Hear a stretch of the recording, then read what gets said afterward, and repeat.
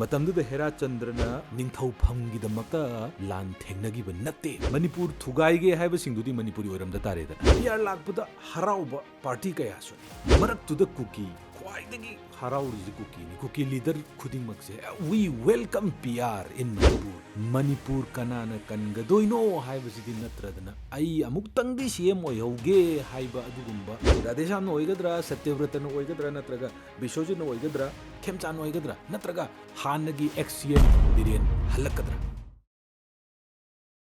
present rule ꯊꯝꯕꯗ ꯃꯅꯤꯄꯨꯔꯅ rank number 1 ꯇꯥꯔꯦ 12ꯔꯛ ꯁꯨꯕ ꯑꯣꯏꯅ ꯊꯝꯃꯦ ꯃꯌꯥꯝ ꯄꯨꯝꯅꯃꯛ ꯈꯪꯉꯦ ꯍꯧꯖꯤꯛ ꯃꯌꯥꯝꯅ ꯌꯥꯝ ꯇꯣꯏꯅ ꯍꯪꯅꯔꯤꯕ ꯅꯩꯅꯔꯤꯕ ꯋꯥꯍꯪꯁꯦ ꯀꯔꯤꯅꯣ ꯍꯥꯏ ꯀꯥꯟꯗ ꯁꯤएꯝꯁꯦ ꯀꯅꯥꯅ ꯑꯣꯏꯗꯣꯏꯅꯣ ꯀꯔꯤꯒꯨꯝꯕ ꯁꯔꯀꯥꯔ ꯁꯦꯝ ꯇꯥꯔꯒꯗꯤ ꯀꯩꯒꯤꯅꯣ ꯃꯇꯝꯗ ꯁꯁꯄꯦꯟꯗꯦꯗ ꯑꯦꯅꯤꯃꯦꯁꯟ ꯂꯩꯔꯤꯕꯅꯤꯅ ꯁꯔꯀꯥꯔ ꯁꯦꯝꯕ ꯌꯥꯕꯒꯤ ꯇꯟꯖꯥꯗꯨ ꯂꯩꯔꯤꯕꯗꯨꯅ ꯅꯨꯃꯤꯠ 9ꯅꯤꯒꯤ ꯃꯅꯨꯡꯗ ꯁꯦꯝꯒꯅꯤ ꯑꯗꯒꯤ ꯍꯟꯇꯛꯀꯤ ꯏꯀꯨꯏ ꯀꯨꯏꯗꯅ ꯁꯦꯝꯃꯅꯤ ꯈꯣꯠꯂꯅꯤ ꯍꯥꯏꯗꯅ ꯌꯥꯝ ꯀꯟꯅ ꯍꯥꯏꯅꯔꯤꯕ ꯑꯗꯨꯅ ꯀꯅꯥꯅ ꯑꯣꯏꯗꯣꯏꯅೋ ꯁꯤꯅꯤ ꯔꯥꯙꯦꯁ꯭ꯌꯥꯝꯅ ꯑꯣꯏꯒꯗ꯭ꯔꯥ ꯁꯇ꯭ꯌꯕ꯭ꯔꯇꯅ ꯑꯣꯏꯒꯗ꯭ꯔꯥ ꯅꯠꯇ꯭ꯔꯒ ꯕꯤꯁ꯭ꯋꯖꯤꯠꯅ ꯑꯣꯏꯒꯗ꯭ꯔꯥ ꯈꯦꯝꯆꯥꯟ ꯑꯣꯏꯒꯗ꯭ꯔꯥ ꯅꯠꯇ꯭ꯔꯒ ꯍꯥꯟꯅꯒꯤ ꯑꯦꯛꯁ ꯁꯤएम ꯕꯤꯔꯦꯟ ꯍꯜꯂꯛꯀꯗ꯭ꯔꯥ ꯍꯥꯏꯔꯤꯕ ꯋꯥꯍꯪ ꯃꯌꯥꯝꯁꯤꯅ ꯃꯌꯥꯝꯅ ꯍꯧꯖꯤक ꯅꯩꯅꯔꯤꯁꯦ ꯍꯥꯏꯔꯤꯕ ꯁꯤएम ꯀꯅꯥꯅ ꯑꯣꯏꯅꯤ ꯍꯥꯏꯔꯤꯕ ꯋꯥꯍꯪꯁꯤꯗꯒꯤ ꯍꯦꯟꯅ ꯃꯔꯨ ꯑꯣꯏꯕꯗꯤ ꯃꯅꯤꯄꯨꯔ ꯀꯅꯥꯅ ꯀꯟꯕꯤꯒꯗꯣꯏꯅꯣ ꯍꯥꯏꯕꯁꯤꯅ ꯍꯦꯟꯅ ꯃꯔꯨ ꯑꯣꯏꯕ꯭ꯔꯅ ꯈꯟꯖꯩ ꯃꯅꯤꯄꯨꯔ ꯍꯧꯖꯤक ꯆꯍꯤ 2 ꯐꯥꯖꯤꯜꯂꯛꯀꯗꯧꯔꯦ ꯃꯅꯤꯄꯨꯔ ꯃꯩ ꯆꯥꯛꯇꯨꯅ ꯂꯩꯔꯛꯏꯁꯦ ꯃꯤꯑꯣꯏ 70,000 ꯃꯁꯥꯒꯤ ꯃꯌꯨꯝ ꯃꯀꯩ ꯂꯩꯇꯅ ꯍꯧꯖꯤक ꯔꯤꯂꯤꯐ ꯀꯦꯝꯞꯗ ꯂꯩꯔꯤ ꯃꯤꯑꯣꯏ 250 ꯍꯦꯟꯕ ꯂꯩꯈꯤꯗ꯭रे ꯆꯍꯤ 2 ꯔꯣꯝꯁꯦ ꯂꯤꯁꯥꯡ ꯆꯤꯠꯅ ꯂꯥꯛꯄꯁꯤꯗ ꯃꯅꯤꯄꯨꯔꯁꯦ ꯃꯩ ꯆꯥꯛꯇꯨꯅ ꯂꯥꯛꯏꯕꯁꯤꯗ ꯃꯅꯤꯄꯨꯔ ꯀꯅꯥꯅ ꯀꯟꯒꯗꯣꯏꯅꯣ ꯍꯥꯏꯕꯁꯤꯗꯤ ꯅꯠꯇ꯭ꯔꯗꯅ ꯑꯩ ꯑꯃꯨꯛꯇꯪꯗꯤ ꯁꯤएम ꯑꯣꯏꯍꯧꯒꯦ ꯍꯥꯏꯕ ꯑꯗꯨꯒꯨꯝꯕ ꯗ꯭ꯔꯃꯥ ꯃꯌꯥꯝ ꯑꯃ ꯁꯥꯟꯅꯕꯒꯤ ꯃꯑꯣꯡ ꯑꯃꯗꯨ ꯑꯣꯏꯅ ꯄꯥꯔꯇꯤ ꯄꯣꯂꯤꯇꯤꯛꯁ ꯇꯧꯗꯨꯅ ꯂꯩꯕꯒꯤ ꯃꯑꯣꯡ ꯑꯃ ꯃꯅꯤꯄꯨꯔꯒꯤ ꯂꯩꯔꯤꯕ ꯍꯧꯖꯤꯛ ꯀꯟꯗꯤꯁꯟꯁꯤꯗ ꯌꯥꯝ ꯆꯥꯎꯅ ꯃꯃꯤ ꯇꯥꯗꯨꯅ ꯂꯩ ꯑꯗꯨꯒꯤ ꯃꯍꯨꯠꯇ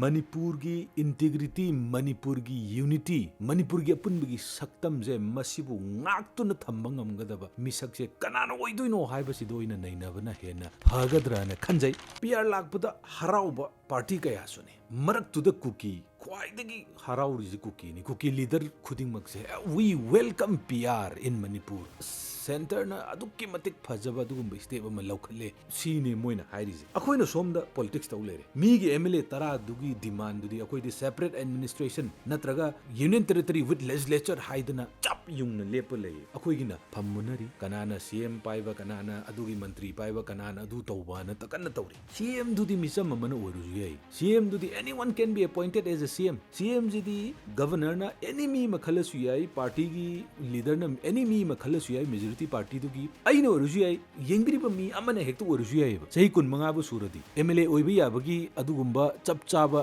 ꯀ꯭ꯔꯥꯏꯇꯦꯔꯤꯌꯥ ꯂꯩ ꯇꯥꯔꯒꯗꯤ ꯏꯟꯗꯤꯌꯥꯒꯤ ꯁꯤꯇꯤꯖꯦꯟꯕꯨ ꯑꯣꯏꯔꯗꯤ ꯃꯅꯤꯄꯨꯔꯒꯤ ꯃꯤꯕꯨ ꯑꯣꯏꯔꯗꯤ ꯑꯗꯨꯕꯨ ꯊꯥ 3ꯀꯤ ꯃꯅꯨꯡꯁꯤꯗ ꯚꯣꯠ ꯇꯧꯔꯒ MLA ꯗꯤ ꯀꯥꯕ ꯇꯥꯔꯦ MLA ꯗꯤ ꯑꯣꯏꯕ ꯇꯥꯔꯦ so that he or she can continue as a CM of Manipur ꯑꯩꯈꯣꯏꯅ ꯃꯊꯥ ꯁꯥꯔꯤꯁꯦ CM ꯀꯅꯥꯅ ꯑꯣꯏꯕ CM ꯑꯗꯨ ꯑꯣꯏꯕ ꯑꯗꯥ ꯑꯣꯏꯕꯅ ꯍꯦꯛꯇ ꯃꯁꯤꯗꯩꯁꯤ ꯇꯧ ꯂꯩꯔꯦ ꯃꯅꯤꯄꯨꯔꯒꯤ ꯌꯨꯅꯤꯇꯤ ꯑꯃꯁꯨꯡ ꯏꯟꯇꯤꯒ꯭ꯔꯤꯇꯤ ꯉꯥꯛꯀꯗꯕ ꯑꯄꯨꯟꯕꯒꯤ ꯁꯛꯇꯝꯁꯤꯕꯨ ꯃꯁꯤꯕꯨ ꯉꯥꯛꯀꯗꯕ ꯃꯁꯤꯒꯤꯗꯃꯛꯇ ꯆꯣꯡꯊꯣꯛꯀꯗꯕ ꯃꯍꯩꯔꯣꯜꯗꯒꯤ ꯂꯩꯔꯛꯑꯕ ꯏꯟꯗꯤꯖꯤꯅꯁ ꯄꯤꯄꯜꯒꯤꯗꯃꯛꯇ ꯂꯦꯞꯄꯤꯒꯗꯕ CM ꯗꯨꯅꯤ ꯑꯩꯈꯣꯏꯅ ꯄꯥꯝꯖꯔꯤꯁꯦ ꯀꯣꯡꯒ꯭ꯔꯦꯁ ꯑꯣꯏꯒꯦꯔꯥ BJP ꯑꯣꯏꯒꯦꯔꯥ NPP ꯑꯣꯏꯒꯦꯔꯥ NPF ꯑꯣꯏꯒꯦꯔꯥ anyone ꯑꯩꯈꯣꯏꯒꯤ ꯑꯣꯏꯅ ꯄꯦꯟꯖꯔꯦ ꯍꯧꯖꯤꯛ ꯄꯥꯔꯇꯤ ꯄꯣꯂꯤꯇꯤꯛꯁ ꯇꯣꯛꯄꯤꯔꯣ ꯈꯤꯇꯪꯁꯨ ꯄꯦꯟꯊꯣꯛꯄ ꯇꯝꯕꯤꯌꯨ ꯃꯅꯤꯄꯨꯔꯒꯤ ꯂꯩꯕꯤꯔꯤꯕ ꯃꯄꯤ ꯃꯄꯥ ꯑꯣꯏꯔꯤꯕꯁꯤꯡ ꯃꯅꯤꯄꯨꯔ ꯃꯤꯇꯣꯞꯅ ꯌꯦꯟꯊꯣꯛꯑꯒꯦ ꯊꯨꯒꯥꯏꯔꯒꯦ ꯍꯥꯏꯗꯅ ꯇꯧꯔꯛꯏꯕ ꯃꯌꯥꯝꯁꯤꯗ ꯑꯩꯈꯣꯏ ꯃꯁꯦꯜ ꯃꯣꯏꯅ ꯊꯨꯒꯥꯏꯔꯒꯦ ꯍꯥꯏꯔꯦ ꯑꯩꯈꯣꯏꯅ ꯁꯣꯝꯗ ꯄꯨꯟꯖꯜꯂꯒ ꯊꯨꯒꯥꯏꯕ ꯌꯥꯔꯣꯏ ꯍꯥꯏꯕꯒꯤ ꯃꯍꯨꯠꯇ ꯉꯥꯏꯈꯣ ꯑꯩꯈꯣꯏ ꯁꯣꯝꯗ ꯆꯧꯀꯤ ꯀꯟꯅ ꯃꯨꯟꯅꯔꯤ ꯍꯥꯏꯗꯅ ꯇꯧ ꯂꯩꯔꯦ ꯀꯣꯡꯒ꯭ꯔꯦꯁꯅ BJP ꯑꯃꯨꯛ ꯍꯨꯟꯅꯤ BJPꯅ ꯀꯣꯡꯒ꯭ꯔꯦꯁ ꯑꯃꯨꯛ ꯍꯨꯟꯅꯤ ꯃꯁꯤꯒꯤ ꯃꯇꯝ ꯑꯣꯏꯔꯤꯕ꯭ꯔꯅꯦ ꯃꯁꯤ ꯍꯥꯏꯕ ꯃꯇꯝꯁꯤꯗ ꯈꯤꯇꯪ ꯍꯦꯟꯗꯣꯛ ꯍꯦꯟꯖꯤꯟ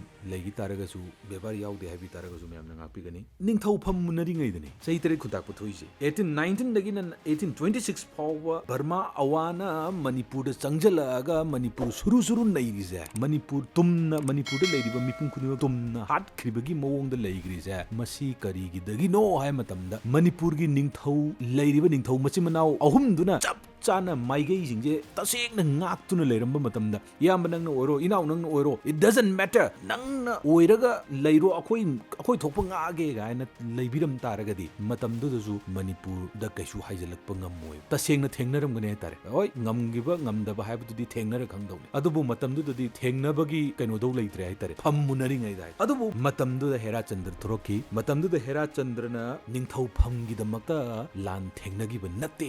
ꯃꯅꯤꯄꯨꯔꯒꯤꯗꯃꯛꯇ ꯃꯅꯤꯄꯨꯔꯁꯤꯒꯤꯗꯃꯛꯇ ꯊꯦꯡꯅꯈꯤꯕꯅꯤ ꯀꯪꯂꯩꯄꯥꯛꯀꯤꯗꯃꯛꯇ ꯊꯣꯛꯂꯛꯈꯤꯕꯅꯤ ꯃꯤꯑꯣꯏ ꯈꯔꯒ ꯃꯤꯑꯣꯏ 7,900 ꯈꯔ ꯈꯛꯇꯪꯒ ꯂꯦꯝꯍꯧꯕ ꯃꯤꯑꯣꯏꯁꯤꯡꯗꯨꯒ ꯃꯐꯝ ꯄꯥꯝꯕꯒꯤꯔ ꯅꯠꯇꯦ ꯍꯧꯖꯤꯛ ꯑꯩꯈꯣꯏꯅ ꯊꯤꯒꯗꯣꯏꯁꯦ ꯍꯧꯖꯤꯛ ꯑꯩꯈꯣꯏꯅ ꯄꯥꯝꯖꯔꯤꯁꯦ ꯀꯔꯤꯅꯣ ꯍꯥꯏ ꯀꯥꯟꯗ ꯑꯦꯖ ꯑꯦ ꯌꯨꯠ ꯅꯍꯥ ꯑꯃ ꯑꯣꯏꯅ ꯑꯦꯖ ꯑꯦ ꯄꯤꯄꯜ ꯑꯣꯐ ꯃꯅꯤꯄꯨꯔꯒꯤ प्रꯖꯥ ꯑꯃ ꯑꯣꯏꯅ ꯑꯩꯈꯣꯏꯅ ꯄꯥꯝꯃꯤꯁꯤ ꯀꯩꯅꯣ ꯃꯇꯝꯗ ꯍꯧꯖꯤꯛꯀꯤ ꯃꯄꯤ ꯃꯄꯥ ꯑꯣꯏꯔꯤꯕ ꯃꯌꯥꯝꯁꯤꯗ ꯍꯦꯔꯥꯆꯟꯗ꯭ꯔꯒꯨꯝꯕ ꯃꯤ ꯌꯥꯎꯗ꯭ꯔꯕ꯭ꯔꯥ ꯀꯔꯤꯒꯨꯝꯕ ꯌꯥꯎꯗ꯭ꯔꯒꯗꯤ ꯏꯂꯦꯛꯁꯟ ꯇꯧ ꯇꯥꯔꯦ ꯏꯂꯦꯛꯁꯟ ꯇꯧꯔꯒ ꯄꯤꯄꯜ ꯃꯦꯟꯗꯦꯠ प्रꯖꯥꯁꯤꯡꯅ ꯈꯟꯕ प्रꯖꯥꯁꯤꯡꯒꯤ ꯑꯗꯨꯒꯨꯝꯕ ꯃꯤꯍꯨꯠꯇꯨꯅ ꯑꯣꯏꯕ ꯇꯥꯔꯦ ꯑꯗꯨꯕꯨ ꯍꯧꯖꯤꯛ इलेक्शन तौबगी कंडीशन दु ओइब्रा इलेक्शन तौब ngambagi कंडीशन दु खितंग वाना थोकतरन खंजे अदुना हौजिक लैरिबा अदुगुंबा एमएलए मणिपुर बु कनिंगबा मणिपुर थुगाइगे हाइबा सिंगदुदी मणिपुरी ओरमदा तारेदना मणिपुर गी दमक्ता खनबा मी नत्रबनिना मोय मणिपुरी ओरमदा तारे अतोपा मी ओरम तारे तारगदी मणिपुर बु कनगे हाइदना लैरिबा एमएलए मयाम दो पुंजन बिरकांदा मणिपुर गी दमक्ता अदुगुंबा लीडर म खनबिरकांदा मणिपुर जे कुइरे को वाखलैजे अखोय इमा लेबाक से कुइरे को तंगदु लेतादना लैरैजे एजुकेशन दा इंफ्रास्ट्रक्चर दा डेवलपमेंट दा इकोनॉमिक कंडीशन दा सोकलैबा मयाम जे अखोय कुइरे को अखोय फिबम सोए को हाइदना मसिगी वाखलोन जिदा तिन कुट योथरगा प्रजा सिंगी दमक्ता थोलकदबा अदुगुंबा हेरा चंद्र अमखक्तंग पामे हेराचंद्रदुगी मतुंग इनगिबा मियोई 7,700 नत्रजो अखोयगी मियोई खरदु हाइतार मधु खक्तंग तौरगा मणिपुर से कनबा ngамगद्रना खंजे अइना ngasi एपिसोड से सेमजबा मतमदा अइना फोंगतोकजबा मतमदा हाइबा तारे खितंग अहेनबा याउगी तारगसु नसानी ननाउनी खनबिरगा ngakpigani